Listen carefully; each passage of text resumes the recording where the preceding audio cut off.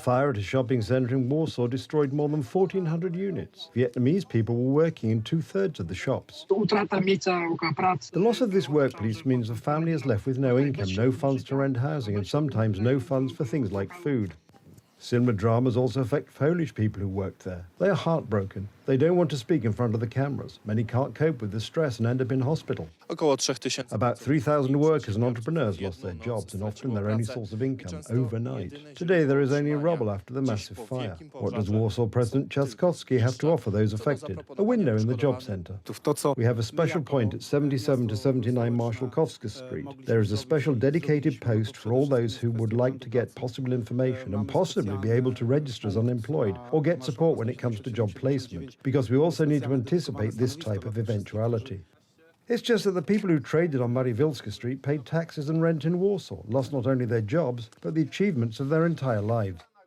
The way President Trzaskowski and the governor of the Mazovia region are managing this crisis is a cry for vengeance to heaven. This is a disaster. Not only that, the crisis management meeting was held 24 hours after the event, and it should have been held during the event or an hour later. It is imperative that we need swift action to ensure that these traders continue to have the prospect of a better life. Ideas are presented. The quality of them, however, is worse. This is, among other things, also the creation of more than 100 trading places at our markets, making them available to those entrepreneurs who want to continue working at our markets. There's also an assurance as to why the company wants to rebuild the hall. This, after all, pulling the wool over people's eyes. These people have had their life's work burnt to the ground. What are they going to trade at these markets when everything they had burned down in Mariwilska Street? This is such a plan to say that we are the ones doing something, but we know perfectly well that nothing will come of it. From the assurance of rebuilding the hall, traders will not live, but that at City Hall, they don't care. Radio Z, citing unofficial accounts from firefighters, reports that the cause of the fire, due to its size, may not be determined. A window in the Labour office will not solve the problems of Mariwilska 44 traders, but Rafał Trzaskowski has become famous for his generosity. As fact showed, Trzaskowski, after buying 4 cakes for 44 zloty in a confectionery shop, donated, note, 20 grosz to an elderly woman who was collecting for medicine. Civic platform politicians are famous for their many golden tips given to Poles. My sister spent 3 years looking for a job. But your sister found a job, right? After 3 years, she earns 2,000 zloty. How is she supposed to buy an apartment? Find another one, take a loan, have a job. Tusk himself was not eager to help flood victims in 2010 either.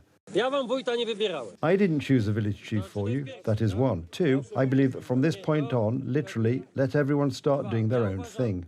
Maybe Tusk modelled himself after another prime minister, Włodzimierz Cimoszewicz. Response to requests for help during the so-called Great Flood? You have to be prudent. You have to be preventative. You have to take out insurance. Elżbieta Bieńkowska, on the other hand, commented on the hours-long delays of trains caused by ice on the catenary network as follows. Sorry, we have such a climate. Those who lead Civic Platform are unable to understand and imagine any other way of governing than just such a way, referring to such free-market capitalism where everyone should rely on themselves, while help from the state, government or local authorities is something difficult to imagine. Difficult to imagine is the crisis drama of people who suddenly, overnight, lost their lives' achievements, which provided them with the money for bread. They don't need a window at a job centre now, but real help. Adrian Boretsky, TV Republica.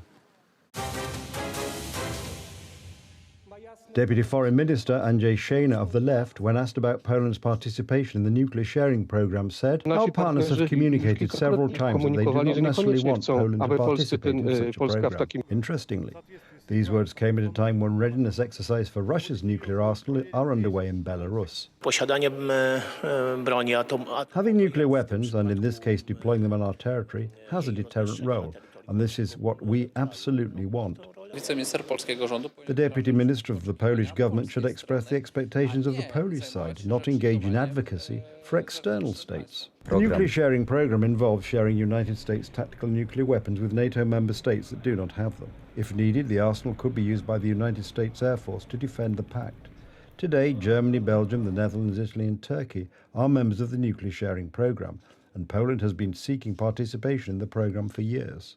The problem is that Poland's ruling party, the Civic Coalition, is unlikely to seek Poland's participation in this strategic programme of the North Atlantic Pact. Our government will do everything, as it has done so far, to ensure Poland's return to the international salons earns its respect and trust. Polish President Andrzej Duda is trying very hard to achieve this, while unfortunately the government, as you can see, has a different opinion, because the Germans mainly have a different opinion on this issue.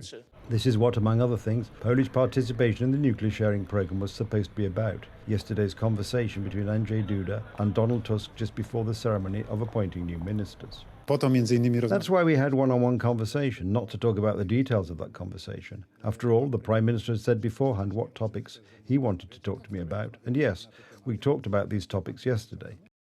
The next North Atlantic Treaty Organization summit is to be held in Washington in July. Hopefully, in the context of the growing threat from Russia, one of its provisions will be to strengthen the security of Central Europe by adding Poland to the nuclear sharing program. Radosław Jankiewicz, TV Republika.